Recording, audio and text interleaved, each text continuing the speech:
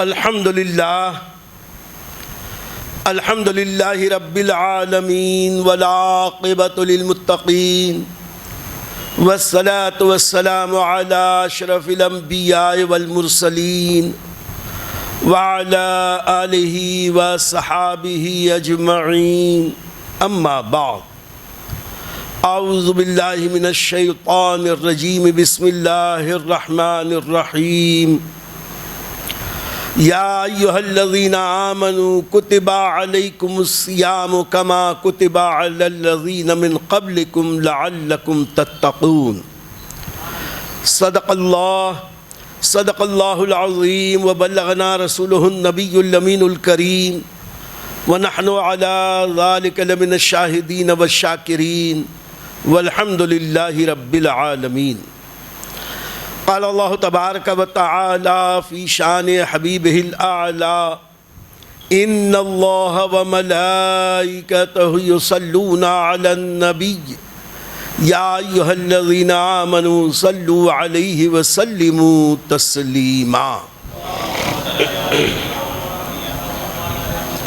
اللہم صلی علی سیدنا و مولانا محمد معدن الجود والکرم منبع العلم والحلم والحکم وآلہ وصحبہ وبارک وسلم صلاۃ وسلاما علیک یا رسول اللہ وعلی آلک وصحابک یا حبیب اللہ بکار خیش حیرانم مغثنی یا رسول اللہ پریشانم مغثنی یا رسول اللہ شہاب کس نوازی کن طبیبہ چارہ سازی کن مریض درد عصیانم مغثنی یا رسول اللہ صلی اللہ تعالی علیہ وسلم لائق صد احترام علماء کرام، میرے دینی اور اسلامی بھائیوں، عزیز بچوں، السلام علیکم ورحمۃ اللہ وبرکاتہ۔ ماہ شعبان المعظم کے آخری ایام چل رہے ہیں اور چند ہی دنوں میں وہ مبارک و مسعود مہینہ آنے والا ہے جسے نبی پاک صاحب الاولاق صلی اللہ علیہ وسلم نے اپنی امت کا مہینہ قرار دیا اور فرمایا کہ رجب اللہ کا مہینہ، شعبان میرا مہینہ اور رمضان میری امت کا مہینہ۔ اللہ تعالیٰ نے یوں تو ہر مہینے میں کچھ نہ کچھ برکتیں رکھی ہیں، لیکن کچھ خاص دنوں اور مہینوں میں اللہ تعالیٰ کی خاص عنایات ہوتی ہیں۔ یہ جو آنے والا مہینہ ہے رمضان المبارک کا، یہ نبی پاک کی امت کا مہینہ ہے، رحمت کا مہینہ ہے، برکت کا مہینہ ہے، جہنم سے آزادی اور مغفرت کا مہینہ ہے۔ اس مہینے کی ایک شان حدیث پاک میں یہ بیان کی گئی کہ جب عید الفطر ختم ہوتی ہے، عید الفطر کے دوسرے ہی دن اللہ تعالیٰ فرشتوں کو حکم دیتا ہے، اے فرشتو، جنت کو سجانے میں لگ جاؤ، جنت کو زیب و زینت دو کہ رمضان آنے والا ہے جس میں میں اپنے مخصوص بندوں کو بخشوں گا اور انہیں مغفرت دے کے جنت میں آباد کروں گا۔ آپ غور فرمائیں کہ ہم استقبال رمضان کے لیے شعبان کے بالکل اخیر عشرے میں یہاں حاضر ہیں، اور اللہ رمضان کے استقبال کے لیے فرشتوں کو شوال میں حکم دے رہا کہ رمضان آنے والا ہے، جنت کو سجانے میں لگ جاؤ۔ غور کرو کہ رمضان المبارک کتنا باعظمت مہینہ ہے۔ یہ وہ مہینہ ہے کہ جس کے استقبال کے لیے، جس کو خوش آمدید کہنے کے لیے ہم اور آپ یہاں حاضر ہیں۔ ہم تو آج یہ کہہ رہے ہیں کہ رمضان کا استقبال کرو، رمضان کی یاد کرو، اور ہمارے نبی صلی اللہ تعالیٰ علیہ وسلم رمضان المبارک کو 2 مہینے پہلے ہی سے یاد کرنے لگتے اور رمضان کا استقبال کرتے۔ آپ پوچھیں کہ کون سی روایت میں ہے کہ آقا کریم نے 2 مہینے پہلے رمضان کا استقبال کیا؟ تو فقیر عرض کرتا ہے کہ کئی احادیث میں یہ دعائے نبوی مرقوم ہے کہ نبی پاک صلی اللہ تعالی علیہ وسلم جب رجب شریف کا چاند دیکھتے تھے تو دعا مانگا کرتے تھے، اے اللہ ہمارے لیے رجب اور شعبان میں برکت عطا فرما اور ہمیں رمضان تک پہنچا دے۔ یہی تو رمضان کا استقبال ہے کہ ہمارے نبی 2 مہینے پہلے دعا کر رہے ہیں کہ اے مولا تو رجب اور شعبان میں ہمارے لیے برکت نازل فرما اور ہمیں رمضان المبارک تک پہنچا دے۔ پتہ چلا کہ استقبال رمضان نبی پاک صلی اللہ علیہ وسلم رمضان آنے سے 2 ماہ پہلے ہی شروع فرما دیتے تھے۔ شعبان کا مہینہ تھا، دور نبوی مدینہ منورہ، رمضان کی آمد تھی کہ نبی پاک صاحب الاولاق صلی اللہ علیہ وسلم نے اپنے صحابہ کرام کو جمع کر کے یہ ارشاد فرمایا، اے ایمان والو تم اس کا کیسے استقبال کرو گے وہ تمہارا کیسا استقبال کرے گا۔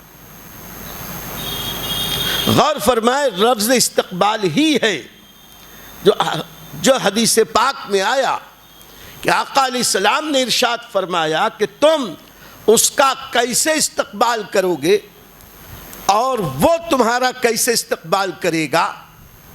تو رازدار نبوت سیدنا فاروق اعظم رضی اللہ تعالی عنہ نے عرض کی، یا رسول اللہ صلی اللہ علیہ وسلم کیا کوئی وحی نازل ہونے والی ہے؟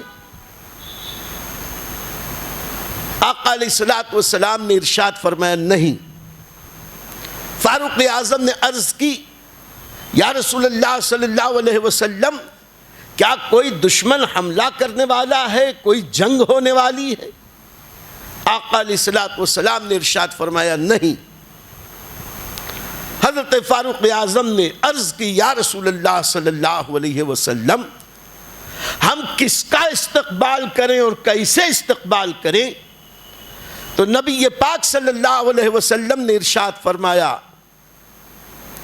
غیب بتانے والے نبی صلی اللہ علیہ وسلم نے اس راز سے پردہ اٹھایا اور ارشاد نبوی ہوا، اے عمر سنو، آنے والا مہینہ رمضان المعظم کا مہینہ ہے۔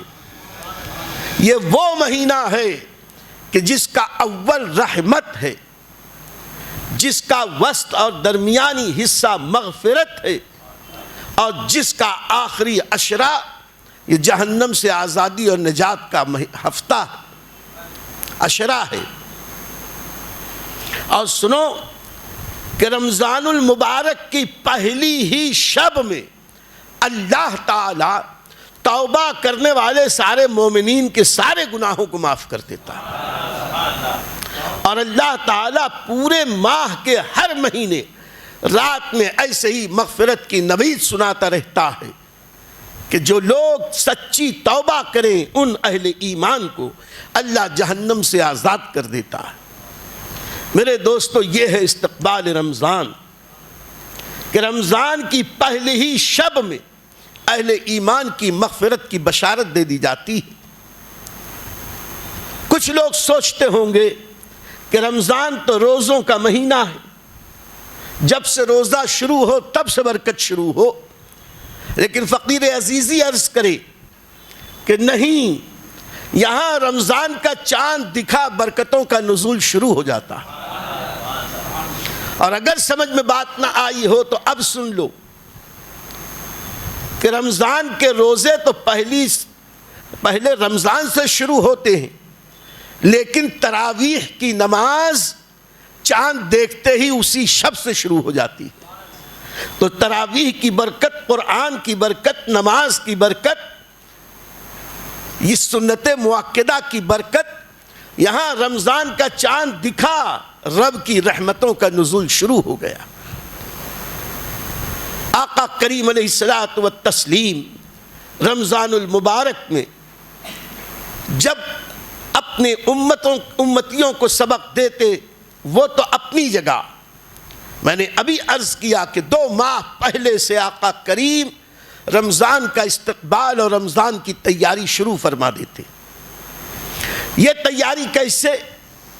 ایک روایت میں آقا علیہ الصلوۃ والسلام نے اپنی امت کو حکم بھی دیا، جیسا کہ ابھی میں نے عرض کیا کہ تم اس کا کیسے استقبال کرو گے، وہ تمہارا کیسے استقبال کرے۔ ہم توبہ اور استغفار سے، ذکر الہی سے، عبادت کی کثرت سے رمضان کا استقبال کریں تو اللہ کی رحمت و برکت اور مغفرت کے ذریعے رمضان ہمارا استقبال کرے۔ اس لیے یہ رمضان امت محمدیہ کا مہینہ۔ ساتھ ہی ساتھ میرے دوستو، ہم تو آج کہہ رہے ہیں رمضان کا احترام اور استقبال کرو، نبی کریم صلی اللہ علیہ وسلم 2 ماہ پہلے سے رمضان کی تیاری شروع کر دیتے، اور اس کی ابتدا رجب کے چاند کی دعا سے ہوتی، اور رجب شروع ہوتے ہی نبی کریم رؤوف الرحیم صلی اللہ تعالی علیہ وسلم کثرت سے روزے رکھنا شروع کر دیتے، پے در پے، ایک کے بعد ایک، بلا ناغہ۔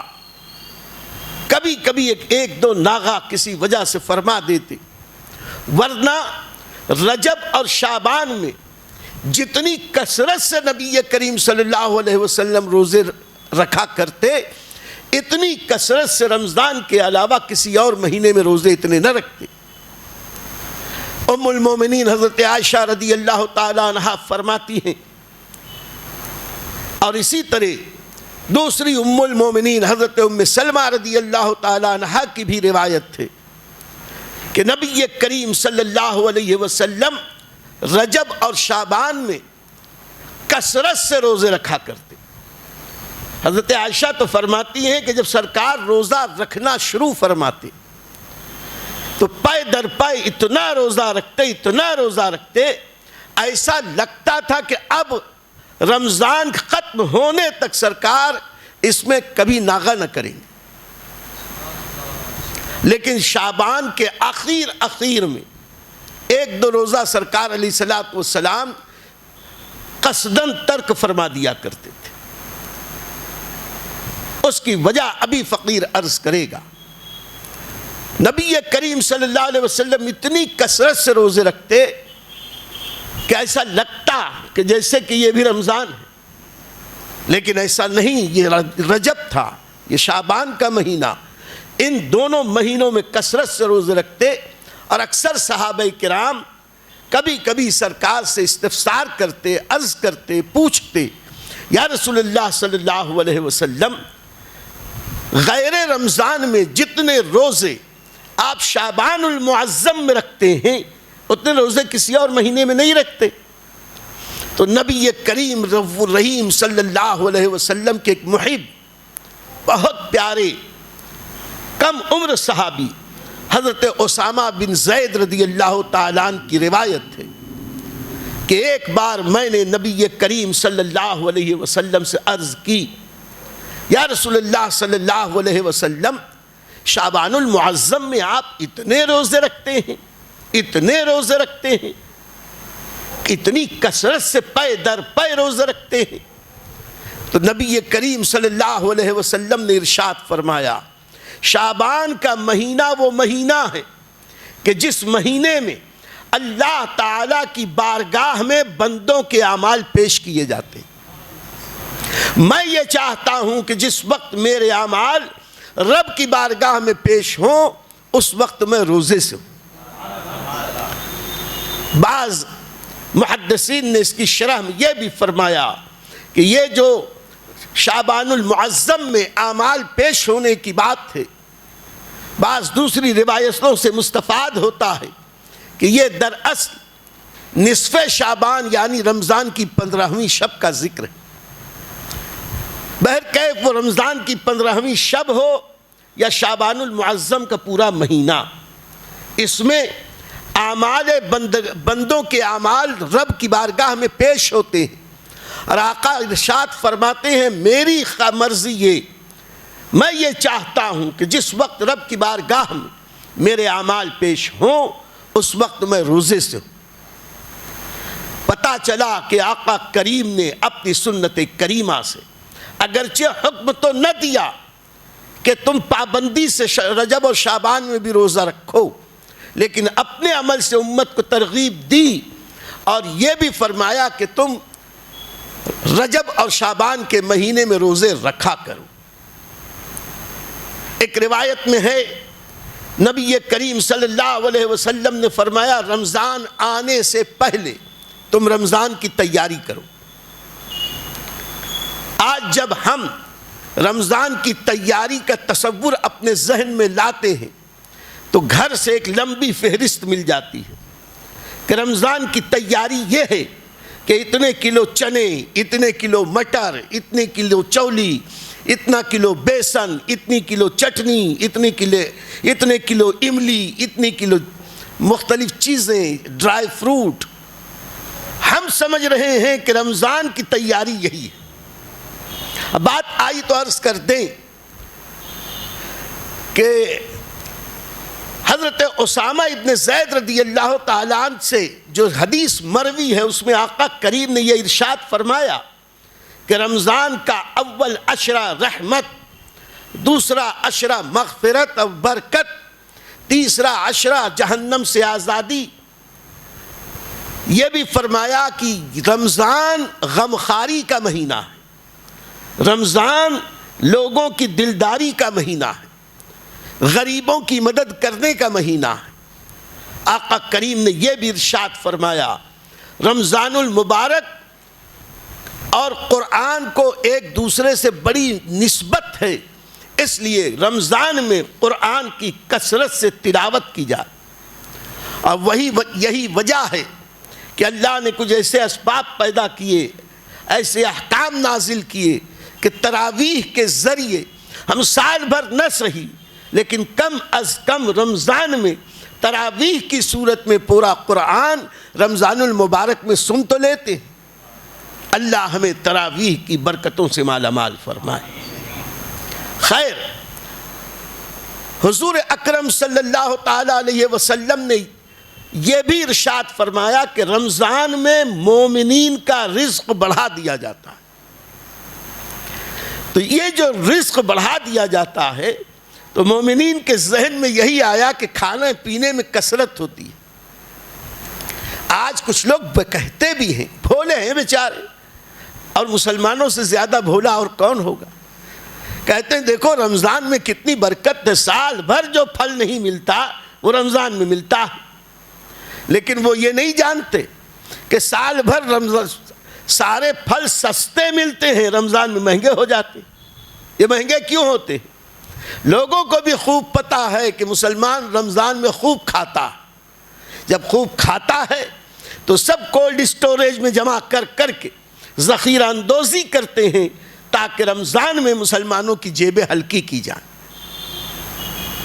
آقا کریم نے یہ جو لفظ فرمایا رمضان کی تیاری کرو، اس تیاری کا مطلب صرف کھانے کی بات نہیں ہے، بلکہ تیاری کا مطلب یہ ہے کہ رمضان کی عبادت و ریاضت کی تیاری کرو۔ جن لوگوں کو بہت کھانے کی عادت ہے کہ بغیر کھائے چل نہیں جاتا، بغیر کھائے ان کی طبیعت خراب ہوتی ہے، دن رات جانوروں کی طرح چگتے رہتے ہیں، چڑیوں کی طرح چگتے ہیں، جانوروں کی طرح چرتے ہیں، چلتے پھرتے اٹھتے بیٹھتے منہ ماری کیا کرتے ہیں۔ ایسے لوگوں کو خاص طور سے اس کا خیال رکھنا چاہیے کہ رمضان آنے سے پہلے روزے رکھ کے عادت ڈال دو کہ روزہ کیسے رکھا جاتا ہے، اور جب روزہ رکھنے کی عادت ہو جائے گی شعبان المعظم میں تو رمضان کا روزہ بڑی آسانی سے رک جائے گا۔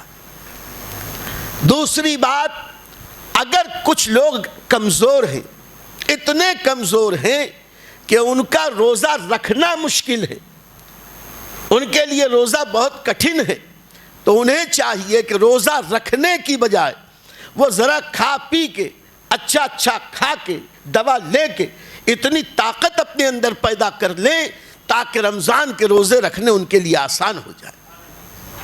حدیث میں یہ بھی ہے کہ رمضان کی تیاری کرو، یہ بھی ہے کہ سرکار صلی اللہ علیہ وسلم کثرت سے روزے رکھا کرتے، اور حدیث میں یہ بھی ہے کہ اے لوگو آدھا شعبان ہو جانے کے بعد، یا دوسرے الفاظ میں شعبان کے آخر میں روزے نہ رکھا کرو۔ آج ہم سے کوئی کہے کہ عزیزی صاحب آپ تو کہہ رہے ہیں کہ رجب و شعبان میں روزے رکھو، اور یہ حدیث میں ہے روزے نہ رکھو، تو اس کی تطبیق علماء نے یہی کی کہ جو روزہ رکھنے کی طاقت رکھتا ہے اس کے لیے تو حکم ہے کہ روزہ رکھے، لیکن جو روزے کی طاقت نہیں رکھتا، عادت نہیں یا کمزوری ہے، تو وہ اس دوران روزہ نہ رکھے تاکہ اتنی اپنے اندر توانائی پیدا کر لے کہ آسانی کے ساتھ وہ رمضان کے روزے رکھ سکے۔ تیسری بات یہ کہ رمضان کی تیاری میں ہم تو یہی سمجھتے ہیں یہ لاؤ وہ لاؤ، یہ پکاؤ وہ کھاؤ، یہ رکھو وہ کرو، لیکن ہم اس سے منع نہیں کرتے، کھاؤ، اللہ نے رزق دیا ہے، کھاؤ، رزق بڑھتا ہے۔ یہ جو رزق اور روزی میں برکت دی جاتی ہے، ہم نے رزق کو صرف کھانے پینے کی چیزوں تک محدود کر دیا۔ غور سے سنیں، رزق صرف کھانے پینے کی چیز کو نہیں کہتے، روزی صرف کھانے پینے کی چیز نہیں ہے، رزق تو اولاد بھی ہمارے لیے رزق ہے، کام کاج ہمارے لیے رزق ہے، یہ کپڑا ہمارے لیے رزق ہے، ضروریات زندگی ہمارے لیے رزق ہے۔ مومن کا رزق بڑھا دیا جاتا ہے، یہ اس طریقے سے بھی بڑھتا ہے کہ جو غریب سے غریب ہیں ان کو بھی زکوٰۃ، خیرات، صدقات کے ذریعے اللہ تعالیٰ روزی دے دیتا، اور اس دینے سے سیٹھوں کا کچھ کم نہیں ہوتا، اس لیے کہ جو خدا کی راہ میں دیتا ہے اللہ اس کا 70 گنا زیادہ عطا فرماتا ہے۔ تو رزق میں برکت تو ہو رہی ہے۔ تو لوگ رزق صرف کھانے پینے کی چیز کو کہتے ہیں، اور آج فقیر عزیزی عرض کرے کہ صرف کھانے پینے کی چیزیں روزی نہیں ہیں، قرآن کی تلاوت بھی رزق الہی ہے، نماز کی ادائیگی بھی رزق الہی ہے، روزہ رکھنا بھی رزق الہی ہے۔ تو رمضان المبارک میں عام دنوں کی بجائے، عام دنوں کی بنسبت روزے تو رکھو ہی، اس کے ساتھ ساتھ نمازوں کی کثرت کیا کرو، قرآن کی تلاوت کی کثرت کرو، تسبیح پڑھو، اللہ کے اسماء گرامی پڑھو، اور صدقے اور خیرات میں بھی کثرت کرو۔ عام دنوں میں جتنا دیتے ہو اس سے زیادہ دو، لیکن اس میں بھی خیال رکھنا چاہیے۔ یہ حدیث تو سبھی نے سنی کہ رمضان کی نفل عبادت میں اللہ تعالیٰ فرض کے برابر ثواب دیتا، اور ایک فرض ادا کرنے پہ 70 گنا ثواب دیتا۔ آج کا مومن، آج کا مسلمان یہ ہر وقت بنیا گیری کرتا، ہر وقت وہ کیلکولیٹر لے کے حساب کرتا، ایک کا 70، ایک کا 70، ایک کا 70۔ وہ یہ کہتا ہے جب تک رمضان نہیں آئے گا نہیں دوں گا، رمضان آئے تو دیں گے، ایک کا 70 ملے گا۔ میاں رمضان کی تیاری ابھی نبی سے سنی، اب صحابہ سے سن لو۔ صحابہ کرام کا طریقہ کار یہ تھا کہ رمضان المبارک کی تیاری وہ نبی کی سنت کے مطابق رجب ہی سے شروع کرتے تھے، یعنی رفتہ رفتہ اپنے کاموں کو سمیٹنا شروع کرتے تھے، اپنے کاروبار کو سمیٹنا شروع کرتے۔ رمضان کی جو ضرورت کی چیزیں ہیں وہ اسی پھیر میں نہیں رہتے تھے، رمضان لگے گا تو جائیں گے میوے کی دکان پہ، رمضان لگے گا تو جائیں گے کپڑے کی دکان پہ، رمضان لگے گا تو جائیں گے ٹیلر کی دکان پہ۔ بلکہ ان کا طریقہ یہ تھا کہ رمضان کی ضروریات وہ رجب اور شعبان ہی میں اپنی پوری کر لیتے تھے، تاکہ ٹیلر کے یہاں جا کے دھکے کھانے کی بجائے وقت بچے تو ذکر الہی زیادہ ہو جائے، نمازوں کی کثرت ہو جائے۔ تیاری یہ ہے کہ رمضان کی ضروریات بال بچوں کی ضروریات ہیں، ہم یہ نہیں کہتے کہ آپ حریرہ نہ پئیں، ہم یہ نہیں کہتے کہ فالودہ اور شربت نہ پئیں، لیکن اس افطار اور سحری کے کام کاج میں ہماری بہنوں اور بیٹیوں کو ہم اتنا مصروف کر دیتے ہیں کہ یہاں مغرب کی اذان ہوتی رہتی ہے، ان کی بھجیا تلی جا رہی ہے، ان کا شربت ہی نہیں بن پا رہا، وہ بیچاری اخیر وقت تک کے کھانے پکانے میں لگی ہیں، اور اس کے بعد برتن سمیٹنے میں پتہ چلا عصر کی نماز بھی نہیں ملی، مغرب کی نماز بھی نہیں ملی۔ تو یہ تیاری نہیں ہے، تیاری یہ کہ رمضان کی تیاری رمضان سے پہلے کر لو، ضروریات زندگی پہلے مہیا کر لو، گھر والوں کی ضروریات پہلے سے پوری کر دو تاکہ انہیں بھی کچھ سہولت ملے، اب وہ بھی ذکر الہی کریں۔ آقا کریم نے تو یہاں تک ارشاد فرمایا کہ جو بندے اپنے غلاموں اور نوکروں اور کنیزوں کو رمضان میں کام ان سے کم لیں، ان کو عبادت کے لیے روزے کے لیے کچھ مہلت دیں، سہولت دیں، اللہ ان بندوں کو جنت الفردوس میں جگہ عطا فرماتا۔ تو اللہ نے تو یہ حکم دیا، نبی پاک صلی اللہ علیہ وسلم نے یہ سبق دیا کہ کنیزوں، لونڈیوں، غلاموں کو بھی رمضان میں کام کم دو، ان سے محنت کم لو تاکہ وہ عبادت الہی میں زیادہ سے زیادہ مصروف ہوں۔ اور آج ہم نوکروں کو رمضان میں کام اور بڑھا دیتے ہیں، افطار کی دعوت دی، یہ دیا وہ دیا، اور اس کے لانے میں، پکانے میں، سجانے میں، اٹھانے میں وہ اتنے مصروف ہیں کہ بیچارے نماز ہی نہیں پڑھ پاتے۔ ہم ہیں کہ ٹھاٹ سے کھا کے ڈکار لے کے جا کے نماز پڑھ رہے ہیں، ہم ہی ہیں اللہ والے، وہ بیچارہ نوکر کیا اللہ والا نہیں ہے۔ تو کم سے کم اسے اتنی سہولت تو دی جائے کہ وہ نماز پڑھ سکے، ذکر الہی کر سکے۔ یہ وہ باتیں ہیں جس پر غور کرنے کی ضرورت ہے۔ رمضان المبارک کی تیاری رمضان سے پہلے صحابہ یوں کرتے تھے کہ کثرت سے روزے رکھنے لگتے، اپنے بزنس اور تجارت کو سمیٹنے لگتے، اور سمیٹتے سمیٹتے جب رمضان کو شعبان کے 15 دن قریب گزر جاتے تو اپنے سارے تجارتی شراکت داروں کے پاس جاتے اور اپنا بہی کھاتا لے کے حساب لے کے جن سے وصولی کرنی ہے کہتے چلو لاؤ حساب دو، ہمارے یہاں جیسا نہیں، ارے کیا مر رہے ہیں کہ تجھ کو ابھی دے تیرا پیسہ، اور قرض لے کے ایسے کھا جاتے ہیں کہ ڈکار بھی نہیں لیتے، اور اس پر سے وہ روب بھی جھاڑتے ہیں۔ لیکن صحابہ کا طریقہ یہ تھا، وہ اپنا پیسہ وصولتے تھے، اور وصولتے ہی نہیں تھے، جن کا دینا ہے بن مانگے جا کے دے دیتے تھے۔ فرماتے تھے کہ رمضان کے پہلے حساب برابر کیا ہمارے پاس تھا، کیا ہے، تاکہ زکوٰۃ کا نکالنا آسان ہو جائے۔ زکوٰۃ کے ادائیگی کے لیے وہ سب سے پیسہ وصول بھی لیتے تھے جن سے لینا ہے، اور جن کو دینا ہے ادا کر دیتے تھے تاکہ حساب کلیئر ہو جائے، زکوٰۃ کا نکالنا آسان ہو جائے۔ اور زکوٰۃ دینے کے لیے بھی حضرات صحابہ رضوان اللہ تعالی علیہم اجمعین کا جو طریقہ تھا، حضرت انس ابن مالک رضی اللہ تعالی عنہ ارشاد فرماتے ہیں کہ حضرات صحابہ شعبان ہی میں حساب مکمل کر لیتے، اور حساب مکمل کرنے کے بعد جو کچھ بھی صدقہ و خیرات کرنا ہوتا، خاص طور سے زکوٰۃ کی ادائیگی، یہ رمضان آنے سے پہلے زکوٰۃ ادا کر دیتے۔ آج ہمارا مزاج کیا ہے؟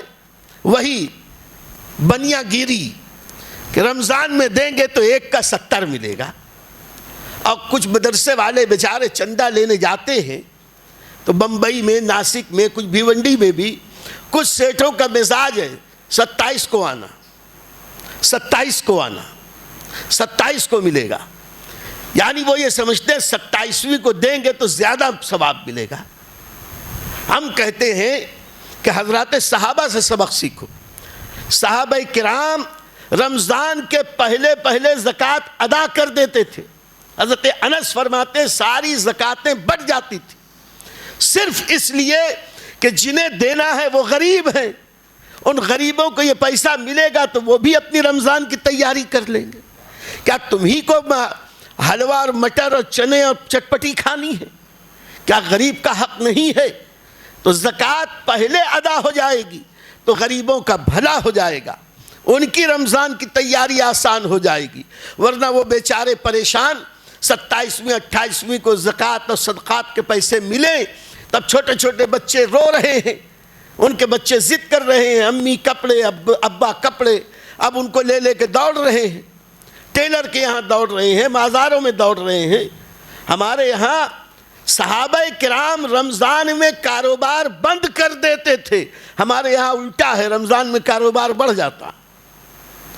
دوسری چیز، حضرات صحابہ کا طریقہ، نبی پاک کی سنت کے مطابق وہ رمضان میں سوتے کم تھے، جاگتے زیادہ تھے، اور آج الٹا ہمارا ہو گیا، ہم رمضان میں سوتے زیادہ ہیں، جاگتے کم ہیں۔ یہ اور بات ہے کہ الٹا کرتے ہیں۔ کہنے کو تو رمضان فاقے کا مہینہ، بھوکا رہنے کا مہینہ، ہم نے اپنا بچپن دیکھا ہے، اس وقت مزدوروں کو بھی دیکھا، کاریگروں کو بھی دیکھا، سیٹھوں کو بھی دیکھا، اور میری اس بات کی تائید یہ بڑی عمر والے کریں گے، اس زمانے میں 10-15 دن گزرنے کے بعد لوگوں کے چہرے سوکھ جاتے تھے، ہونٹوں پہ پپڑی جم جاتی تھی، چہرہ چھوارے جیسا ہو جاتا تھا، اس لیے کہ وہ روزے کو روزے کی طرح رکھتے تھے، روزے کو روز کی طرح نہیں رہتے تھے۔ وہ کھاتے تھے کم کم، وہ کھاتے تھے ضرورت بھر، ضرورت سے کم سادی غذائیں، اور آج ہمارا مزاج یہ ہے، کہنے کو ہم روزہ رکھ رہے ہیں اور روزہ ہو بھی رہا ہے، اس اعتبار سے کہ روزے کی شرائط میں ایک شرط یہ ہے، صبح صادق سے لے کر غروب آفتاب تک کچھ کھایا پیا نہ جائے، لیکن روزے کا مقصد یہ ہے کہ تقوی پیدا ہو، پرہیزگاری پیدا ہو۔ قرآن میں اللہ نے فرمایا، یا ایھا الذین آمنوا کتب علیکم الصیام کما کتب علی الذین من قبلکم، اے ایمان والو تم پر روزے فرض کیے گئے جیسے پچھلی امتوں پہ فرض کیے گئے، لعلکم تتقون، تاکہ تم میں تقوی پیدا ہو، تم میں پرہیزگاری پیدا ہو، تم میں اللہ کا ڈر پیدا ہو۔ تو بھرا پیٹ اللہ سے ڈرتا نہیں، خالی پیٹ اللہ سے ڈرتا ہے، اور یہ کم کھانے کے لیے ہمیں روزہ رکھنے کا حکم دیا گیا، لیکن آج تو صرف ریکارڈ الٹا ہے، پہلے دن بھر کھاتے تھے، اب رات بھر کھاتے ہیں۔ حال یہ ہے افطار میں ہی اتنا کھا لیتے ہیں کہ عام دنوں میں دن بھر میں جتنا کھاتے ہیں صرف افطار میں اتنا ہی کھا لیتے ہیں۔ جب اتنا کھائیں گے تو یہ چہرہ 30ویں رمضان کو بھی تر و تازہ نہ رہے گا تو کیا رہے گا؟ پہلے کے لوگ کھاتے کم تھے، پانی کم پیتے تھے، واقعی ان کا روزہ ان کے بدن سے جھلکتا تھا، اور بلکہ مذاق کی بات کہ 2-4 روزہ ہونے کے بعد بڑی عمر کے جو لوگ ہیں وہ ذرا ہائپر ٹینشن، اکثر ایسا ہوتا محلوں میں کہ کسی نہ کسی کو غصہ آ جاتا، یہ اس پہ غصہ، وہ اس پہ غصہ، 2 لوگوں میں لڑائی، تو بچے بھی مذاق کرتے تھے، آج چچا کو روزہ لگا ہے، آج دادا کو روزہ لگا ہے، آج دادی کو روزہ لگا ہے۔ تو پہلے روزہ لگتا تھا، اب روزہ لگتا ہی نہیں، اس لیے کہ ویسی بھوک نہیں، ویسی پیاس نہیں، ویسی احتیاج نہیں، ویسی تکلیف نہیں۔ میاں روزہ رکھا ہی اسی لیے گیا ہے کہ کچھ تکلیف ہو، یہ نہیں کہ رات بھر چٹر مٹر کھٹر پٹر اور صبح ہوئی تو سحری کھا کے سو گئے۔ اور بڑے کمال یہ ہے کہ یہ جو ذہن میں بن گیا کہ رمضان میں رزق بڑھ جاتا، تو رزق خالی کھانے میں بڑھتا۔ اچھا صرف بمبئی بھیونڈی میں ہوتا تو الگ بات، آج تو میڈیا کے حوالے سے پتہ یہ چلتا ہے کہ دنیا کے ہر خطے میں یہی حال ہے، عرب میں دیکھ لو، عجم میں دیکھ لو، ایشیا میں دیکھ لو، افریقہ میں دیکھ لو، یورپ میں دیکھ لو، آسٹریلیا میں دیکھ لو، ملیشیا انڈونیشیا میں دیکھ لو۔ کمال یہ ہے کہ رمضان کا مہینہ بھوکا رہنے کا مہینہ، لیکن رمضان میں اخبارات کے باقاعدہ شمارے نکلتے ہیں کہاں کیا اچھا پکتا ہے، کہاں کیا اچھا بکتا ہے۔ ہمارے یہاں بھی آپ رمضان میں دیکھیں اخبارات بھرے پڑے ہیں، کس محلے کی کس دکان میں کون سی چیز اچھی بنتی اور کتنی بھیڑ رہتی۔ اب بمبئی نہیں، بھیونڈی میں، بمبئی میں، تھانے میں، سورت میں، ہندوستان کے ہر شہر میں۔ اور یہی ہوتا تو غنیمت، دنیا کے ہر علاقے میں کہاں کیا اچھا پک رہا، کہاں کیا بک رہا، کہاں کیا بٹ رہا۔ مطلب یہ ہوا کہ اسلام نے بتایا رمضان بھوکے رہنے کا مہینہ، کم کھانے کا مہینہ، اور ہم نے اپنے عمل سے دنیا کو یہ بتایا رمضان کھانے کا مہینہ ہے۔ یاد رکھو مسلمانوں، اس میں بھی انگریزوں کی سازش، یہودیوں عیسائیوں کی سازش، اسلام دشمن طاقتوں کی سازش ہے کہ انہوں نے ہم کو چٹورا بنا دیا ہے، کھانے پینے والا بنا دیا۔ ورنہ رمضان المبارک یہ بھوک کے برداشت کرنے کا مہینہ، انسان کا نفس روزہ رکھنے سے ٹوٹتا ہے۔ نبی پاک صلی اللہ علیہ وسلم نے ارشاد فرمایا، اے ایمان والو، جسے نکاح کی استطاعت اور ضرورت ہو وہ جلد از جلد نکاح کر لے۔ آج لوگ نکاح نہیں کرنے کے لیے مختلف بہانے بناتے ہیں کہ نہیں ابھی ایسا ہے، ابھی ویسا ہے، ابھی پیسہ ہے، ابھی یہ ہے، ابھی وہ ہے۔ یہ بہانے کر کے لوگ اپنی نکاح کو ٹالتے رہتے ہیں۔ لیکن نبی پاک صلی اللہ علیہ وسلم فرماتے ہیں کہ جو جوان ہیں مومنین، وہ جلد از جلد اپنا نکاح کر لیں، اور اگر واقعتاً اگر وہ نکاح کی استطاعت نہیں رکھتے، بیوی کو 2 وقت کی روٹی نہیں کھلا سکتے، واقعی ایسی مجبوری آ جائے، تو ان لوگوں کو چاہیے کہ وہ روزہ رکھیں، کثرت سے روزے رکھیں، اس لیے کہ روزہ شہوت کو توڑتا ہے۔ پتہ چلا کہ روزہ شہوت کو توڑتا ہے، نفس کو کنٹرول کرتا ہے، اور آج رمضان المبارک میں لوگوں کی شہوت بڑھ جاتی، اس لیے بڑھتی ہے کہ کھانے پینے کا مزاج بدل گیا۔ عام دنوں میں سادہ کھاتے ہیں، اور رمضان میں سوائے دیسی گھی اور اچھی چیزوں کے کچھ کھاتے نہیں۔ میرے یہ کہنے کا مقصد نہیں ہے کہ کھانے پہ کوئی قدغن لگائی جائے، لیکن جب تک بھوک کا اثر تمہارے بدن پر نہ پڑے گا، بھوک سے تمہارا پیٹ نہ جلے گا، غریب کی بھوک کا احساس کیسے ہوگا؟ پریشان حالوں کی پریشانی کا احساس کیسے ہوگا؟ اللہ نے یہ روزے فرض کیے، اس کا مقصد یہ ہے کہ جو خوشحال ہیں جب وہ روزہ رکھیں تو انہیں بھی احساس ہو کہ بھوکے پیٹ میں حالت کیا ہوتی۔ اور یہ روزہ یہ نفس کشی کا ذریعہ ہے۔ نفس کشی کا مطلب یہ ہوا اپنی خواہشات پر پابندی، خواہشات کو پابند کرنا۔ آج اس گئے گزرے ماحول میں بھی یہ تو طے ہے، الحمدللہ ہم کتنے بھی گئے گزرے ہیں، لیکن رمضان کا روزہ رکھیں، کتنی بھی پیاس لگی ہو، ہم آسانی کے لیے کچھ بھی کر لیں۔ بہت گرمی ہے تو نہا لیں، اور اب تو لوگوں کے یہاں اے سی ہے۔ پہلے ایسا روزہ رکھتے تھے، اب سب اے سی والا روزہ رکھتے ہیں، دن بھر اے سی میں ہے، گرمی کا بھوک کا پیاس کا احساس نہیں ہوتا۔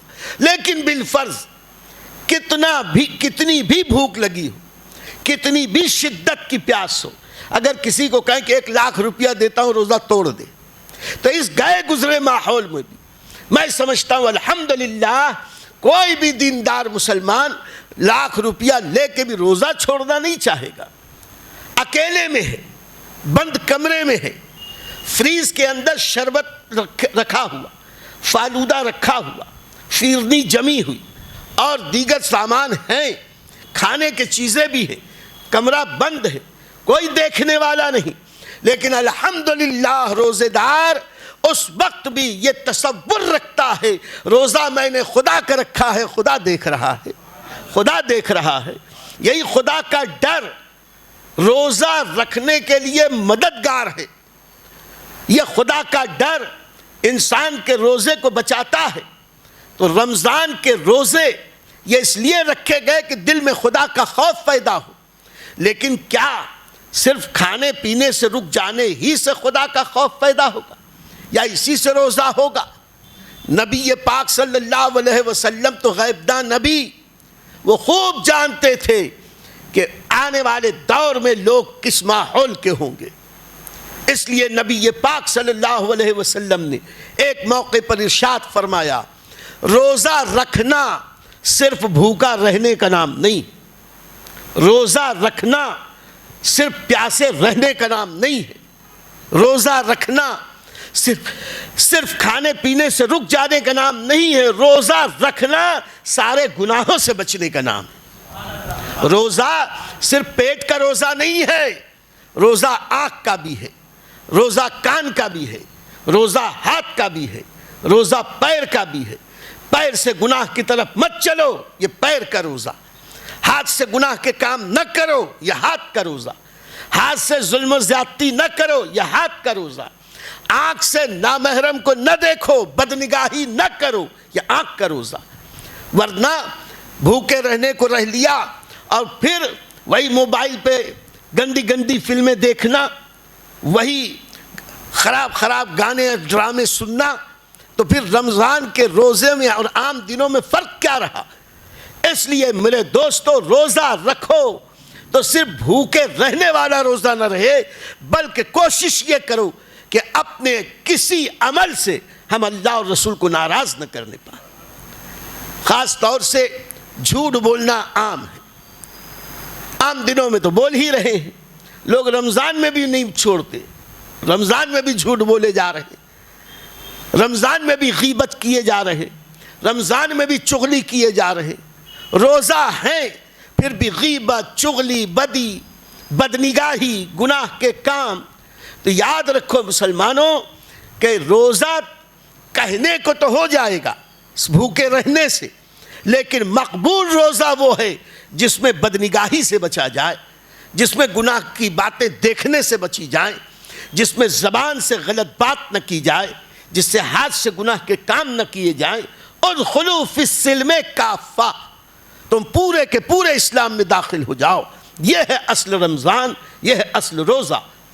اس کے لیے ایک اور بہت اہم بات ہے، روزہ کی ایک ظاہری پابندیاں ہیں اور روزے کی ایک باطنی پابندیاں ہیں۔ ظاہری پابندیاں تو یہی کہ کھائیں نہ پیئیں نہ، لیکن باطنی پابندیاں بھی ہیں۔ روزے کے ساتھ ساتھ اپنے دل کو صاف رکھو، اپنے دل میں کسی کا بغض نہ ہو، کسی کی عداوت نہ ہو، کسی کے تعلق سے کینہ کپٹ اپنے دل میں نہ رکھو۔ رمضان آنے سے پہلے اپنے دل کی کال کوٹھری کو توبہ کی نور سے جگمگا دو۔ میرے آقائے نعمت، محسن اہل سنت، حضور اعلیٰ حضرت عظیم البرکت امام عشق و محبت سیدی سرکار امام احمد رضا محدث بریلوی علیہ رحمت والرضوان کا ایک عمل آپ کو بتاؤں۔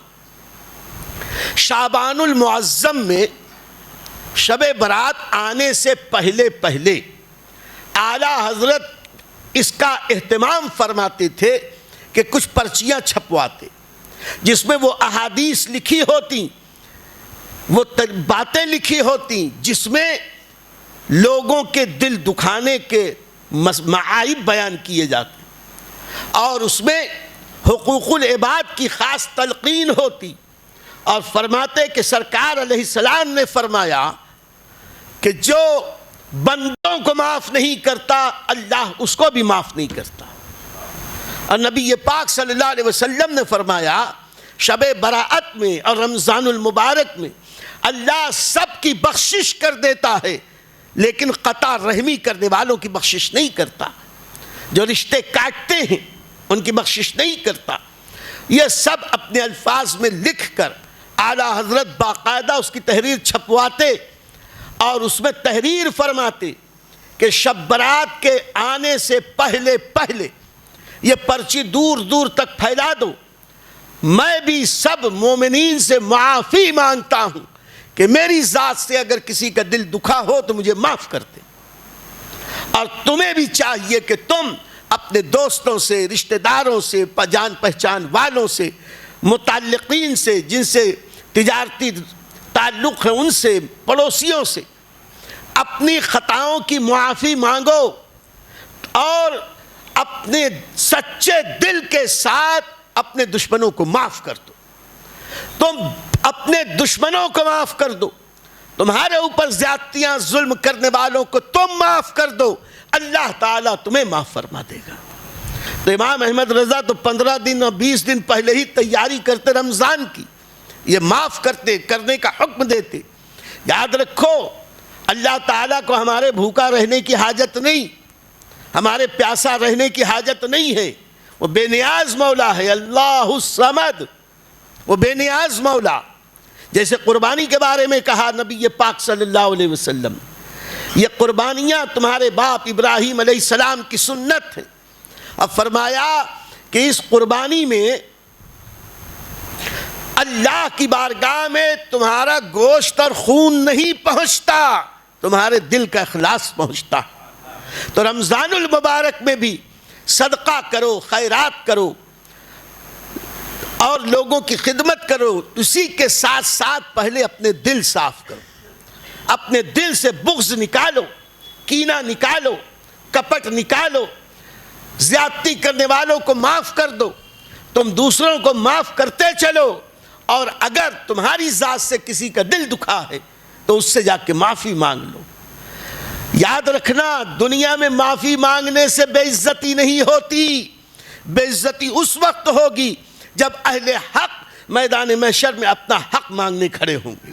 جب وہاں حق مانگنے کھڑے ہوں گے تو کتنی بھی نیکیوں کے انبار لے کے جاؤ گے، یہ ساری نیکیاں ہوا ہو جائیں گی اور ایک اہل حق کا حق بھی نہیں ادا ہو پائے گا.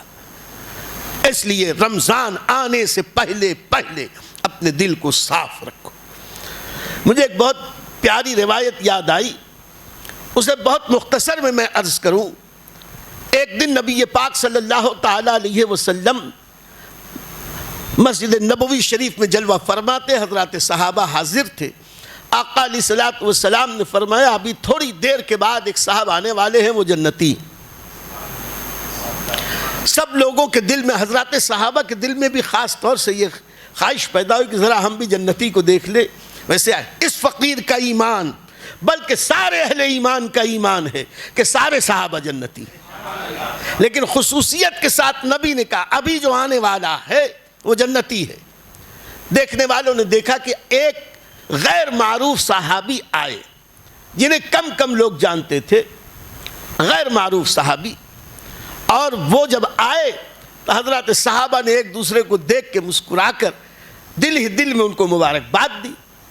دوسرا دن ہوا، آقا علیہ السلام نے فرمایا ابھی جو آنے والا ہے وہ جنتی. دوسرے دن پھر وہی آئے. تیسرا دن ہوا، آقا علیہ السلام نے فرمایا آنے والا جنتی ہے. آگے بڑھنے سے پہلے فقیر عزیزی عرض کرے کہ کون آنے والا ہے یہ غیب کی خبر ہے، میرے آقا کو وہ بھی پتا، اور آنے والا جنتی ہے کیسا جنتی یہ بھی غیب کی خبر ہے، میرے آقا کو یہ بھی پتا ہے. آقا علیہ السلام نے فرمایا جنتی. حضرات صحابہ کو صحیح معنی میں نبی کی صحبت کی برکت سے وہ نعمتیں ملی تھیں کہ وہ دنیا والوں کی خوشحالی سے ان کے دل میں حسد نہیں پیدا ہوتا تھا. ہاں لوگوں کی دینداری اور نیکوکاری سے دل میں رشک کا جذبہ پیدا ہوتا تھا. حاضرین میں اتفاق سے ایک صحابی ہے حضرت عبداللہ ابن عمرو بن عاص رضی اللہ تعالیٰ عنہ. یہ حضرت عمرو بن عاص رضی اللہ تعالیٰ عنہ بالکل جوان صحابی اور احادیث طیبات کے راوی صحابہ میں ان کا اونچا مقام. یہ حضرت عمرو بن عاص رضی اللہ تعالیٰ عنہ، حضرت عبداللہ ابن عمرو بن عاص، یہ 4 عبداللہ نام کے صحابہ میں، محدثین صحابہ میں بہت مشہور ہے. جیسے عبداللہ ابن عباس ہیں، عبداللہ ابن عمر ہیں، عبداللہ ابن مسعود ہیں اور عبداللہ ابن عمرو بن عاص رضوان اللہ تعالی علیہم اجمعین. تو عباد عربہ میں ان کا مقام، محدث صحابہ میں ان کا مقام. اب بالکل نوجوان تھے اور یہ خاص طور سے اس فن میں، اس معاملے میں بھی ممتاز تھے کہ یہ نبی پاک صلی اللہ علیہ وسلم کی احادیث لکھا کرتے تھے. ایک دن آقا علیہ الصلوۃ والسلام نے دیکھا کہ عبداللہ ادھر کئی دنوں سے احادیث لکھ نہیں رہے، تو پوچھا خیریت تو ہے؟ آج کل تم میری احادیث لکھتے نہیں ہو، میری جو جملے ادا ہوتے ہیں۔ انہوں نے عرض کیا رسول اللہ صلی اللہ علیہ وسلم جو میرے بڑی عمر کے صحابہ ہیں، میرے چچا حضرات نے منع کیا، ان لوگوں نے کہا کہ تم نبی کی ہر بات لکھ لیا کرتے ہو۔ سرکار علیہ السلام کبھی غضب میں ہوتے ہیں، کبھی جلال میں ہوتے ہیں، کبھی رحمت کی بارش ہوتی ہے، مختلف کیفیات سرکار علیہ الصلوۃ والسلام پر طاری ہوتی ہیں، اور تم سب بات لکھ لیا کرو گے، کہیں کوئی نامناسب بات نہ اس میں آ جائے، اس لیے میں نے لکھنا چھوڑ دیا۔ تو حضور اکرم صلی اللہ علیہ وسلم نے ان سے ارشاد فرمایا، اے عبداللہ میں تمہیں حکم دیتا ہوں کہ میری ہر بات لکھ لیا کرو، خدا کی قسم اللہ تعالی محمد کی زبان سے غیر حق کبھی نہیں نکالتا۔ یہ نبی پاک صلی اللہ علیہ وسلم کی شان۔ اور عبداللہ ابن عمر رضی اللہ تعالیٰ عنہ اتنے جوانی کے عالم میں بھی اتنے زیادہ دین سے قریب، اور ساتھ ہی ساتھ عبادت، اللہ اکبر، ان کی عبادت و ریاضت کا عالم یہ تھا کہ ان کے والد حضرت عمرو بن عاص کہا کرتے تھے، بیٹا ذرا کم، بیٹا ذرا کم، بہت عبادت کرتے ہوں۔ انہوں نے کہا کہ حضور اللہ نے طاقت دی ہے، کر لیتا ہوں۔ ان کا تو ایک دلچسپ واقعہ ہم نے سنا کہ ان کے والد ماجد نے ان کی کر دی شادی۔ حجل عروسی میں حضرت عبداللہ ابن عمرو رضی اللہ تعالیٰ عنہ گئے، تو گئے، سلام کیا، مصلی بچھایا اور اللہ اکبر نماز شروع کر دی، نماز پہ نماز، نماز پہ نماز، نماز پہ نماز۔ اب جو ان کی اہلیہ محترمہ تھیں وہ بھی صحابیہ تھیں، اچھے لوگوں کا، پاک باز لوگوں کا ماحول تھا۔ انہوں نے دیکھا کہ ہمارے شوہر نامدار جب عبادت کر رہے ہیں تو میں کیوں پیچھے ہٹوں، انہوں نے بھی مصلی بچھایا، نمازیں شروع کر دی۔ صبح سرپرستوں نے پوچھا بیٹی سے کہ کیا حال ہے، تو ان کی زوجہ نے کہا ماشاء اللہ میرے شوہر کتنے پیارے ہیں، بہت دیندار، بڑے پرہیزگار، اتنے اچھے کہ جب سے آئے صبح تک نماز ہی پڑھتے رہے، ان کے طفیل مجھ کو بھی نماز پڑھنی مل گئی۔ تو سرپرستوں کو سمجھ میں بات آئی، تو حضرت عمرو بن عاص رضی اللہ تعالیٰ عنہ نے بجائے اس کے کہ اپنے صاحبزادے کو کچھ کہتے، بارگاہ رسالت میں جا کے عرض کی کہ حضور شہزادے میرے صاحبزادے کا یہ حال ہے۔ آقا علیہ السلام نے وہ یہ نہیں فرمایا کہ بہت نماز پڑھتے ہو پڑھو، بلکہ کہا انہیں فوراً بھیجو۔ سرکار نے طلب فرمایا اور ارشاد فرمایا کہ تم کتنا روزہ رکھتے ہو؟ کہا حضور میں تو پورا سال روزہ رکھتا ہوں، پورا سال روزہ رکھتا ہوں۔ آقا علیہ السلام نے فرمایا نہیں، آج سے تم پورے سال روزے نہ رکھو گے، روزے کم کرو، ہفتے میں صرف 3 روزے۔ کہا حضور یہ بہت کم ہے، کچھ بڑھا دو۔ کہا اچھا ہفتے میں 5 روزے رکھ لو۔ کہا کہ کچھ مہینے میں 3 روزے، پھر بقا کچھ بڑھاؤ۔ اخیر میں سرکار نے فرمایا اچھا صوم داؤدی سے زیادہ نہ رکھنا، یعنی 1 دن روزہ 1 دن افطار، 1 دن روزہ 1 دن افطار۔ حضرت داؤد علیہ السلام کا روزہ، نبی پاک صلی اللہ علیہ وسلم کو بھی یہ روزہ بہت پسند تھا۔ مستقل روزہ رکھنے کی بجائے 1 دن روزہ 1 دن افطار، 1 دن روزہ 1 دن افطار، صوم داؤدی۔ خیر مان گئے۔ کہا قرآن کتنے دن میں پڑھتے ہو؟ کہا حضور روزانہ 1 دن میں 1 قرآن ختم کرتا ہوں۔ آقا علیہ السلام نے فرمایا کم کرو۔ کم کراتے آقا علیہ السلام نے پابند کر دیا کہ 3 دن سے کم میں قرآن ختم مت کرنا۔ ایسے ہی نمازوں کے بارے میں آقا علیہ السلام نے فرمایا کہ نمازیں بھی پڑھو، نفل نماز بھی پڑھو، اور بندوں کے حقوق بھی ادا کرو۔ ایسے نمازی، ان کے دل میں یہ خیال آیا کہ پتہ نہیں یہ جو چچا بزرگ آتے ہیں آقا علیہ الصلوۃ والسلام نے ان کے لیے جنت کی بشارت دی، تو یہ کتنا عمل کرتے ہوں گے، ذرا میں بھی تو دیکھوں۔ جا کے چچا میاں سے کہا کہ میں چاہتا ہوں کہ کچھ دن آپ کے مہمان رہوں، آپ کے ساتھ رہوں، آپ کی خدمت میں رہوں۔ انہوں نے کہا مرحبا سبحان اللہ بسم اللہ آئیے. 3-4 روز تک یہ ان کے ساتھ رہے, سوچتے رہے کہ دیکھیں کون سی اچھی نیکی کر رہے ہیں, کون سی ایسی نیکی ہے. لیکن دیکھا کہ وہ تو 5 وقت کی نماز پڑھتے ہیں, کام کے وقت کام کرتے ہیں, آرام کے وقت آرام کرتے ہیں. یہ بیچارے تو رات بھر عبادت کرتے تھے, وہ عشاء کی نماز کے بعد آرام سے سو جاتے, صبح اذان کے وقت اٹھتے نماز پڑھتے. 3 دن کے بعد انہوں نے چچا بزرگ سے کہا کہ عم محترم, آقا علیہ السلام نے آپ کے بارے میں فرمایا کہ وہ جنتی, اور 1 نہیں 3 دن تک کہا. میں تو سمجھ رہا تھا کہ کوئی خاص عمل ہوگا, وہی سیکھنے کے لیے یہاں آپ کی خدمت میں آیا تھا, اور میں نے تو کوئی چیز دیکھی نہیں, آخر آپ کیا عمل کرتے ہیں؟ انہوں نے کہا کہ بیٹے میں تو کوئی خاص عمل نہیں کرتا, بس فرائض واجبات سنن کی پابندی, اللہ رسول کا جو حکم ہے اس کی ادائیگی کیا کرتا ہوں. کہا کہ پھر نبی پاک صلی اللہ علیہ وسلم نے 3 دن تک آپ کی آمد سے پہلے کہا آنے والا جنتی, آنے والا جنتی, کون سا عمل ایسا ہے؟ تو انہوں نے سر جھکا کے کہا کہ میں اور تو کچھ نہیں جانتا, میرے پاس تو کوئی عمل نہیں ہے, لیکن الحمدللہ رب کا شکر ہے, اللہ نے مجھے ایک ایسا دل دیا ہے, میرے دل میں کسی کے خلاف کوئی بات نہیں, میں اپنے دل میں کسی کے خلاف کچھ نہیں رکھتا. لوگوں کو دولت ملتی ہے, لوگوں کو نعمت ملتی ہے, لوگوں کو برکت ملتی ہے, لوگوں کو عظمت ملتی ہے, میرے دل میں کبھی یہ حسد نہیں ہوا اس کو کیوں ملا مجھ کو کیوں نہیں, اس کو کیوں ملا مجھ کو کیوں نہیں. میرا دل اللہ نے حسد سے پاک رکھا, کینے سے پاک رکھا. میاں جب حسد اور کینے کی کالک سے دل پاک ہوگا تبھی تو رب کی رحمتیں نازل ہوں گی. اور آج ہم سمجھ رہے ہیں کہ یہ پڑھیں گے تو برکت ہوگی, وہ پڑھیں گے تو برکت ہوگی, برکت ضرور ہوگی, لیکن یاد رکھو رمضان کے آنے سے پہلے اپنے دل کو صاف کرو, توبہ کرو, استغفار کرو, دوسروں کو معاف کرو, اپنے دل میں کسی کے خلاف کوئی بات نہ رکھو. جب اس طریقے سے معاملات میں صاف ہو جاؤ گے تو انشاءاللہ رمضان میں جب نمازیں پڑھو گے تو نمازوں میں لطف آئے گا, سجدوں میں ذوق اور کیفیت پیدا ہوگی.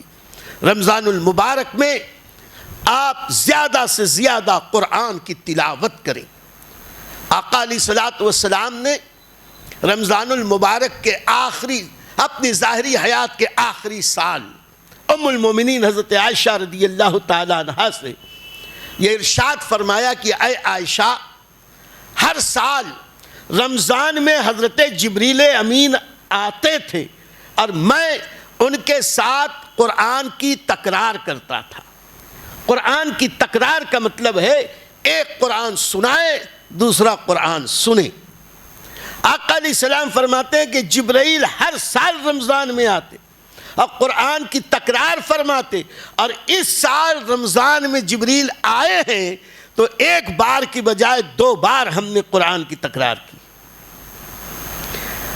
اس حدیث پاک کی شرح میں محدثین فرماتے ہیں کہ یہ بات اس بات کی علامت ہے کہ حضور اکرم صلی اللہ علیہ وسلم نے اپنے ظاہری حیات کا ذکر کر دیا تھا کہ یہ میرا آخری رمضان ہے, اس لیے قرآن سے زیادہ رغبت ہوئی اور 2 بار قرآن کی تکرار ہوئی. صحابہ کرام نے ایک بار پوچھا یا رسول اللہ صلی اللہ علیہ وسلم, رمضان کی آمد کا آپ کو بہت انتظار, رمضان رمضان رمضان, اور رمضان میں آپ قرآن کی بہت کثرت سے تلاوت فرماتے ہیں. فرمایا رمضان اس لیے بابرکت ہے کہ اسی مہینے میں قرآن نازل ہوا ہے. جس مہینے میں قرآن نازل ہوا وہ مہینہ عظمت والا ہو گیا, تو جس مہینے میں رسول پاک قرآن لانے والے نبی تشریف لائے وہ مہینہ ربیع الاول کا کیوں نہیں برکت والا ہوگا. اور آقا علیہ السلام رمضان المبارک میں کثرت سے قرآن کی تلاوت فرماتے. تراویح میں بھی یوں بھی کثرت سے تلاوت کرنا یہ ہمارے لیے بہتر ہے. اور یہاں یہ بھی عرض کر دوں, ہم لوگ افسوس اس کا کہ عربی داں نہیں ہیں, ہم عرب قوم نہیں ہیں, عربی ہماری زبان نہیں ہے. ہم قرآن پڑھتے تو ہیں لیکن بس الفاظ ادا کرتے چلے جاتے ہیں, دیکھ کے پڑھیں, زبانی پڑھیں, قرآن کی آیات کا مفہوم کیا ہے اس سے بالکل نابلد ہے۔ اس کا یہ مطلب نہیں کہ قرآن پڑھنا بے فائدہ، میاں یہ قرآن ہے، قرآن سمجھ کے پڑھو تو بھی ثواب ہے، بے سمجھے پڑھو تو بھی ثواب ہے۔ اگر آپ پوچھیں کہ بے سمجھے پڑھیں تو کیسے ثواب، تو قرآن پاک کی ایک آیت ہے الف لام میم، حروف مقطعات دیکھو، الف لام میم صاد، الف لام را، ہا میم، یاسین، طٰہٰ، کاف ہا یا عین صاد، ہا میم عین سین قاف۔ یہ وہ حروف مقطعات ہیں جو اللہ کے راز ہیں، یا اللہ کو اس کا معنی معلوم یا رسول اللہ کو اس کا معنی معلوم، بلکہ حضرت جبرائیل بھی اس راز سے واقف نہیں کہ ان حروف مقطعات کے معنی کیا ہیں۔ اللہ کو پتہ اور رسول پاک صاحب الاولاق کو اللہ کے دیے سے علم، لیکن اس کے باوجود پوری امت کا عقیدہ کہ یہ قرآن ہے، جب ہم اس کو پڑھیں گے معنی کسی کو نہیں معلوم لیکن اس پر ثواب اللہ عطا فرمائے گا۔ تو قرآن دیکھ کے پڑھو تو بھی ثواب، قرآن بے دیکھے پڑھو تو بھی ثواب، قرآن سمجھ کے پڑھو تو بھی ثواب، اب بغیر سمجھے پڑھو تو بھی ثواب۔ یہ ہے قرآن پاک کی برکت۔ تو رمضان میں قرآن کثرت سے پڑھو، اور اگر اللہ توفیق دے تو 10 بار اگر آپ قرآن ختم کرتے ہو تو بھلے 10 بار کی بجائے 4 ہی بار پڑھو، 3 ہی بار پڑھو، یا کم سے کم 1 بار قرآن یوں پڑھو کہ قرآن کی ایک آیت پڑھو، اس کا ترجمہ کنز الایمان سے پڑھو، اس کی تفسیر روح خزائن العرفان پڑھو، نور العرفان پڑھو۔ قرآن کی تلاوت کا ثواب تو ہے، لیکن قرآن کو سمجھنے کی کوشش کرو کہ اللہ تعالیٰ نے قرآن میں کیا حکم نافذ کیا، اللہ کے احکام کیا ہیں، کن چیزوں سے منع کیا ہے، ہمیں پتہ نہیں ہے، پڑھتے چلے جاتے ہیں۔ لیکن واللہ العظیم اگر اس رمضان میں آپ نے طے کر لیا کہ ہم قرآن کو ترجمے کے ساتھ پڑھیں گے، اس کو سمجھنے کی کوشش کریں گے، تو آپ دیکھو کہ صرف قرآن پڑھنے کی برکت سے زیادہ برکت اللہ اس میں عطا فرمائے۔ علم کتنا بڑھے گا یہ تو اللہ ہی عطا کرنے والا ہے، اللہ ہی جاننے والا ہے۔ تو یہ بھی طے کر لو کہ ہم قرآن کی تلاوت کے ساتھ ساتھ ترجمہ بھی پڑھیں گے۔ اور یہاں جو میں نے ابھی کہا کنز الایمان، یعنی اعلیٰ حضرت عظیم البرکت امام عشق و محبت سیدی سرکار امام احمد رضا محدث بریلوی علیہ رحمت و رضوان کا ترجمہ قرآن پڑھو۔ تو اس وقت تفصیل میں جانے کا وقت نہیں، میری کئی تقریریں اس پر ہو چکی۔ اپنی محدود معلومات کے مطابق قرآن کے 20 تراجم اس فقیر نے پڑھے ہیں، اب میرے پاس موجود ہیں۔ سارے اردو ترجموں میں اگر کنز الایمان کو دیکھو تو حقیقت میں یہ کنز الایمان اور ایمان کا خزانہ ہے۔ کنز الایمان ترجموں کا بادشاہ ہے، کنز الایمان ایمان کو جلا بخشنے والا ہے، کنز الایمان صحیح معنوں میں گناہوں سے بچانے والا ہے۔ کنز الایمان کا ترجمہ جب دیکھو تو سمجھ میں آتا ہے کہ امام احمد رضا کی یہ ترجمہ، یہ امام احمد رضا کا کمال نہیں ہے، اللہ کی عطا ہے کہ انہوں نے امام احمد رضا سے یہ کلام لکھوا لیا۔ امام احمد رضا نے یہ جو ترجمہ قرآن کنز الایمان کیا، حق یہ ہے کہ اس کے ایک ایک حرف کو ایسا ثبت کیا ہے کہ محدث اعظم ہند علیہ الرحمہ فرماتے تھے کہ ایسا لگتا ہے کہ نگینے کی طرح قرآن پاک میں الفاظ کو جڑ دیا، قرآن پاک کے ترجمے میں جڑ دیا۔ اب فرماتے ہیں محدث اعظم اعلیٰ حضرت نے جو ترجمہ کیا ایسا کیا ہے کہ جو لفظ جہاں استعمال کیا وہ وہیں کے لائق ہے، یہاں وہاں کرنے سے وہ بات نہ ہوگی جو کنز الایمان کے اندر ہے۔ کنز الایمان کا کمال یہ بھی ہے کہ اس کے ترجمے میں امام احمد رضا نے یہ اہتمام کیا اللہ کی عطا سے، رسول اللہ کے صدقے میں، کہ اللہ کی عظمتوں کا احترام کرتے ہوئے نہ کہیں شان الہی میں کہیں کوئی گستاخی ہوئی، نہ کہیں شان رسالت پناہی میں گستاخی ہوئی۔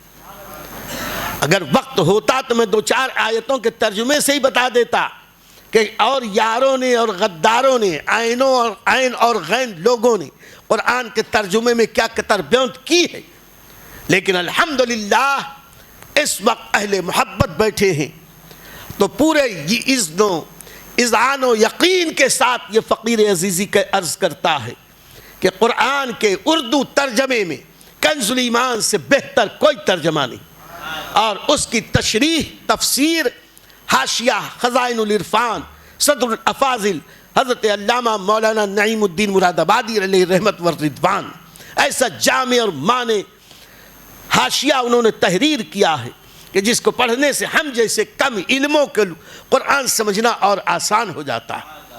تو قرآن پاک کی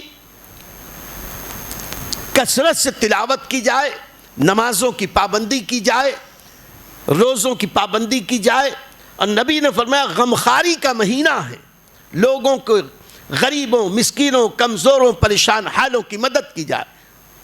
آقا علیہ السلام نے ارشاد فرمایا کہ یہ لوگوں تم رمضان میں، آقا علیہ السلام نے فرمایا روزہ دار کو افطار کرایا کرو، اور جو روزہ دار کو افطار کرائے گا اللہ تعالیٰ اس روزے دار کو جتنا ثواب دے گا اتنا ہی ثواب روزہ افطار کرانے والے کو بھی ملے گا، اس شرط کے ساتھ کہ روزہ افطار کرنے والے کی نیکیوں میں کمی نہ ہوگی، اسے بھی اتنی ہی نیکی ملے گی، جو روزہ افطار کرائے اسے بھی نیکی ملے گی۔ آقا علیہ السلام کی خدمت میں صحابہ کرام نے عرض کی اور ہم جیسے غریبوں پہ کرم کیا کہ یا رسول اللہ صلی اللہ علیہ وسلم، ہم میں بہت سارے وہ لوگ ہیں جو غریب ہیں، کمزور ہیں، ہمارے پاس اتنا نہیں ہے کہ روزہ افطار کرائیں، ہو سکتا ہے کہ مستقبل میں آج ہمارے یہاں افطار پارٹیاں ان لوگوں کو اللہ تعالیٰ نے غیبی طور پر علم دے دیا ہو کہ ہمارے یہاں افطار پارٹیوں میں کیا ہوتا ہے، اس لیے کہا حضور ہم تو غریب ہیں، ہم افطار کیسے کرائیں؟ آقا علیہ السلام نے فرمایا افطار کا یہ مطلب نہیں ہے کہ پیٹ بھر کے کھلاؤ، افطار کا مطلب یہ کہ اگر تم نے ایک کھجور سے کسی کا روزہ کھلوا دیا یا ایک گھونٹ دودھ سے روزہ کھلوا دیا یا ایک گھونٹ پانی سے کسی کو روزہ افطار کرا دیا، اللہ تعالیٰ اسی کے صدقے میں اس روزے دار کو جتنا ثواب دے گا اس کے ثواب میں کمی نہ کرتے ہوئے اللہ اتنے ہی ثواب اس افطار کرانے والے کو بھی عطا کرے۔ تو اب بتاؤ کہ غریب سے غریب بھی یہ کر سکتا ہے کہ نہیں؟ اور آج کل کچھ لوگ، ہم نے کہا نا ہمارے یہاں بنیا گیری بہت ہو گئی، ہر چیز میں حساب کتاب، کیلکولیٹر، کچھ لوگ مارے ڈر کے دوسرے کے روزہ افطار کے لیے نہیں جاتے کہ اگر جائیں گے تو سارا ثواب تو اس کو مل جائے گا۔ ارے میاں اس کو ملتا ہے تو تیرا کیا جا رہا، اس کو ثواب مل رہا تو تیرا کیا جا رہا۔ ام المومنین حضرت عائشہ رضی اللہ تعالی عنہا ارشاد فرماتی ہیں کہ ایک بار نبی پاک صلی اللہ علیہ وسلم نے مجھ سے ارشاد فرمایا کہ اے عائشہ، جب کوئی مہمان تمہارے گھر کھانا کھاتا ہے وہ تمہارا رزق نہیں کھاتا، وہ اپنا رزق کھاتا ہے، اور اس کے بدلے میں وہ تمہارے گناہ کو معاف کرا دیتا ہے۔ یعنی مومن کو عام دنوں میں کھانا کھلاؤ تو وہ تو اپنا رزق کھا رہا ہے، اور اس کے اس کھانا کھانے سے کھانا کھلانے والے کے سارے گناہ معاف کر دیتا ہے اللہ، تو روزے دار کو کھلائیں تو کتنا ثواب ملے گا۔ تو اگر کوئی دعوت دے تو اس کی دعوت میں شرکت بے دغدغہ کرو، ارے کھاؤ گے تو جس نے کھلایا ہے اس کو بھی اس کا ثواب ملے گا، لیکن اس میں اس بات کا خیال رکھا جائے کہ اگر افطار کی دعوت دو تو خالی سیٹھوں کو نہ بلاؤ، غریبوں کو بھی بلاؤ۔ نبی پاک صلی اللہ علیہ وسلم نے اس دعوت ولیمہ یا عام دعوت میں اس کے تعلق سے فرمایا کہ اس ولیمے سے برا ولیمہ کوئی نہیں جس میں پیسے والوں کو تو بلایا جائے، غریبوں کو بھول جایا جائے۔ تو افطار کی دعوت میں بھی آج لوگ پولیس کو بلاتے ہیں جو حرام خور ہیں، بڑے بڑے لیڈروں کو بلا رہے ہیں، اس کو بلا رہے ہیں، اس کو بلا رہے ہیں، یہ فوٹو کھنچ رہا ہے، وہ ویڈیو بن رہی ہے، اور وہ تو روزہ رکھا ہی نہیں ہے، اس کو کیا ثواب ملے گا؟ نہیں، وہ اس کو بلائیں گے تو کچھ ہمارا کام نکلے گا۔ تو جیسی نیت ویسی برکت، خلوص کے ساتھ غریب مومنین کی تم مدد کرو، انشاءاللہ اللہ تمہاری مدد فرمائے گا۔ اور ابھی جو کچھ دیر پہلے میں نے کہا حضرات صحابہ رمضان آنے سے پہلے ساری زکوٰۃ ادا کر لیتے تھے، تو سنو خدا کی بارگاہ میں اخلاص پوچھا جاتا ہے، اخلاص کی پرکھ ہے۔ خلوص کے ساتھ تم رمضان کے پہلے دو، رمضان میں غریب کا بھلا ہو جائے گا، اس کا رمضان بہتر گزرے گا، تو رمضان میں جو ثواب اللہ دینے والا ہے اس سے زیادہ ثواب رمضان کے پہلے دینے میں دے دے۔ اب پھر اگر کوئی پوچھے کہ حضرت رمضان کے پہلے تو سب دے دیا، رمضان میں بھی بہت سارے آتے ہیں ضرورت مند مانگنے والے، کیا کریں؟ تو ہم نے کہا کہ کیوں دل چھوٹا کرتے ہو؟ ارے جو زکوٰۃ تھی وہ دے دی، صدقے اور خیرات پہ تو پابندی نہیں ہے، وہ تو 2.5% نہیں ہے۔ اللہ نے جو دیا ہے اللہ کی راہ میں دو۔ تم جتنا خدا کی راہ میں دو گے، جتنا غریبوں کے لیے آسانیاں مہیا کرو گے، جتنا آسانیاں فراہم کرو گے، اللہ تمہارے ہر کام میں آسانی پیدا فرمائے۔ بہت زیادہ وقت ہوا، آپ سب کا شکریہ، آپ میرے بیان سننے کے لیے تشریف لاتے ہیں۔ اللہ آپ سب کو جزائے خیر عطا فرمائے۔